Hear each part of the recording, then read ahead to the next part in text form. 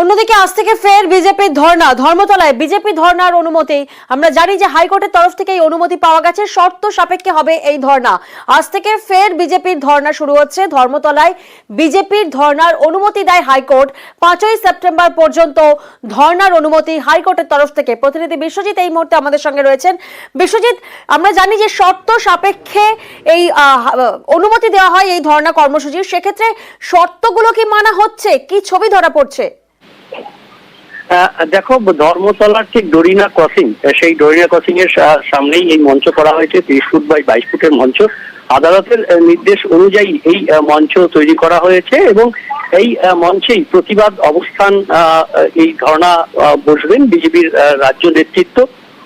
গতকালই এই মঞ্চ বাধাকে কেন্দ্র করে একটা উত্তেজনা তৈরি হয় এবং পুলিশি বাধার পরেও তারপর সুকান্ত মজুমদার, রাজ্য বিজেপি সভাপতি, তিনি ঘটনাস্থলে যান এবং তারপর মঞ্চ বাঁধার প্রক্রিয়া আবার শুরু হয়। এই মুহূর্তে মঞ্চ বাঁধার কাজ কার্যত একেবারে চূড়ান্ত পর্যায়ে চলছে। আর কিছুক্ষণের মধ্যে এই ধর্ণার অবস্থানে বসবেন বিজেপির রাজ্য নেতৃত্ব থেকে শুরু করে বিজেপির যারা সাংগঠনিক নেতারা রয়েছেন, তারা এই যে মঞ্চ, সেই মঞ্চে আসবেন, তাদের ধর্ণা অবস্থান চালিয়ে যাবেন। আমরা জানি যে গত রবিবারই শেষ হয়েছে শ্যামবাজারের যে মেট্রো গেট 1 নম্বর, সেখানেও এই ধরনের ধর্ণা অবস্থান। আরজিকর হাসপাতালে যে ঘটনা, তার প্রতিবাদে বিজেপি নেতৃত্ব সেখানে মঞ্চ বেঁধেছিল। প্রথমে পুলিশ সেই মঞ্চ খুলে দিলেও ফের আদালতের নির্দেশে সেখানে মঞ্চ গড়ে প্রতিবাদ অবস্থান করে।